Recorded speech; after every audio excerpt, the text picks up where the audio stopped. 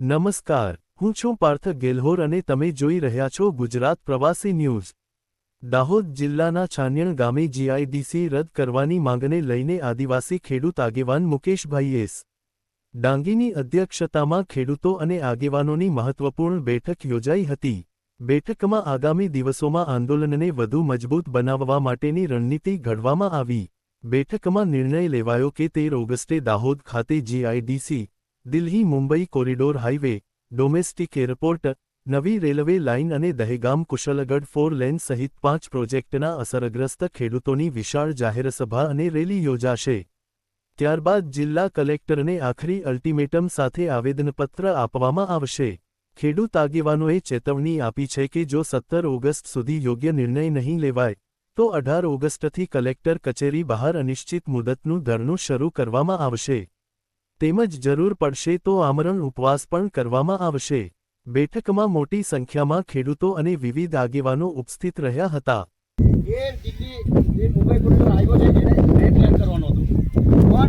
પોતાના જિલ્લા અને પોતાના તાલુકાઓના બચાવ માટે સિસ્ટમમાં બેઠેલા માણસે પોતાના સિસ્ટમનો ઉપયોગ કરીને આપણા ટ્રાઇબલ વિસ્તારમાં રોડ કાઢ્યો।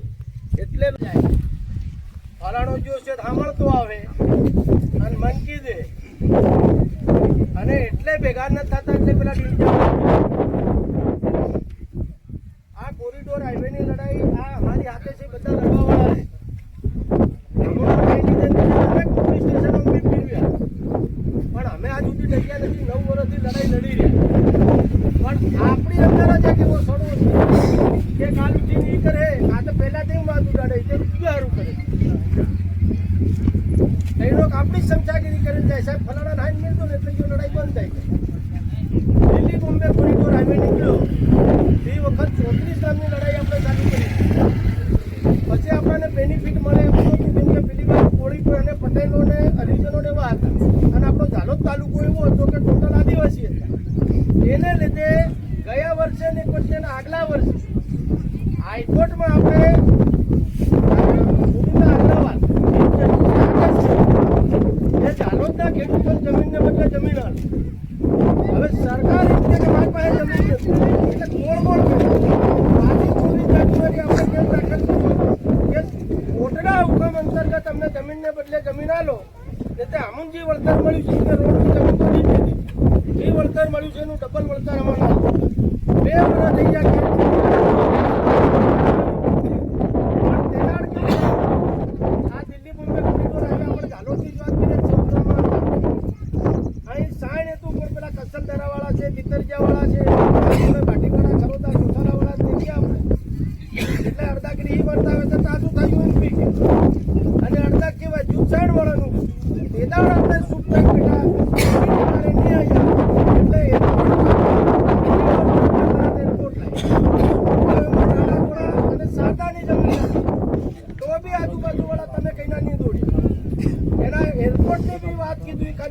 જંગલની જમીનમાં પગ પસેરો છે 11 ગામોની જમીન જાય હેલિકોપ્ટર નથી થતું તૂટી જાય વિમાનને તોડવા માટે 8 કિલોમીટરનો રનવે જોઈએ। આ તમે સાઈડવાળા એમ કહેતા રોડથી પરવું છે કરીની વાત છે એટલે કોરિડોર આવ્યો, એરપોર્ટ આવ્યું અને હવે આપણો બધી ફેસિલિટી થઈ ગઈ છે।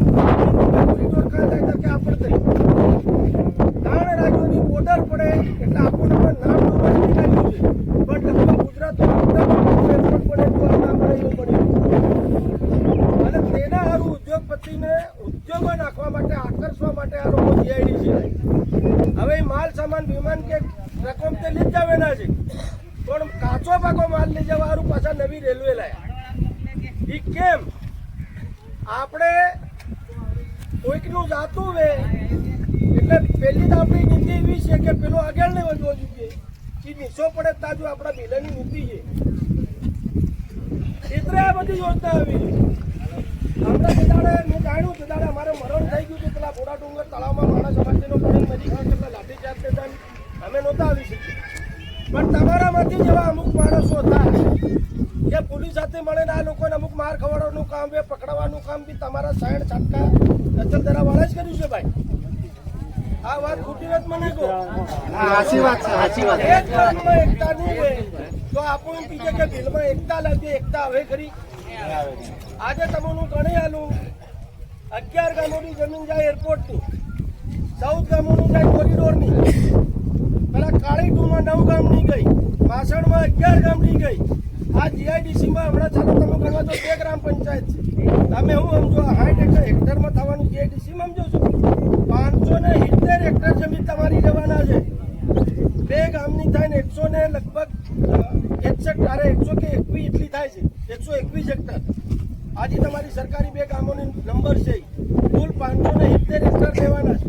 તો બીજી જંગલની કે સરકારી જમીન કાંઈ હોય એ બીજી જગ્યા આવે કાથી? એ ખાનગી જે આપણી માલિકી જમીન છે આ પગ પસેરો કર્યો છે આ લોકો સરકારી જમીનમાં. હમણાં અમરસિંહભાઈ કહેતા હતા કે 200 હેક્ટર લીધી. શારદા ને ગુલતોરાની સરકારી અને જમીન જંગલની જમીન 252 હેક્ટર આ લોકોએ લીધી. હવે લોકોને જમીન કેટલી જોઈએ છે? 4190 એકર. તો એ બીજી જમીન શારદા ગુલતોરામાંથી કાઢી આવે ખેડૂતોની લેવાના કે? આ લોકોએ હું દેખ્યું, તમારા અનાજ નદીનું પાણી એક તો મફત મળી રહે, મોટા ઉદ્યોગો આપશે. હમણાં કોઈ ભાજી મળ્યું હતું ગુજરાતમાં, પેલા મોટા ઇન્ડસ્ટ્રીયલ એરિયા પસંદ કર્યા એનું આજે વોટ્સએપમાં મેં જોયું છે. એટલે આ જીઆઈડી બનશે ને એ બી તમારે અંકલેશ્વર ભરૂચ કરતા મોટી જીઆઈડીસી બનશે. એટલે હજુ બી આજુબાજુવાળાને કહી દેજો કે આ કસલદરામાં સરકારી 2 નંબર છે, સાણ હતી એના પૂરતી જમીન નથી. આ બધા આપણે બરબાદ થઈ જવાના છે. આપણે ભાષણ કરવા નથી આવ્યા. આપણે બીજો રોડ આવે છે દહેગામથી ગોસલાટ સુધી કંકાસિયા થઈ અને કુશલગઢ, બીજો આમાં ડગેજામાંથી એરપોર્ટ હારું 4 લેન આવે, માર્ગ એ રિપેર થાય તો ખાટલા જેવું રોડ મારતા ફરે. આજે 9 વર્ષથી મારી સહારો જગાની જાતી હોય, બીજાની જાતી હોય, માણસો લડતા હોય તો તમારી ફરજમાં હું આવે એમ કહું. એટલે તારું મારું કરવાનું છોડો અને અમે તમને સંજયભાઈએ કીધું તેમ સપોર્ટ કરવા માટે તૈયાર. પોલીસ વાળાનો પહેલો ડીંડજો અમો ખાઉં, આપણો પોલીસ વાળાનો ડીંડજો પહેલો અમો ખાઉં, પણ અમારી વાહે તમારું પીઠબળ જોઈએ, તમારી સેના જોઈએ. એ આજે એટલા ભેગા થયા.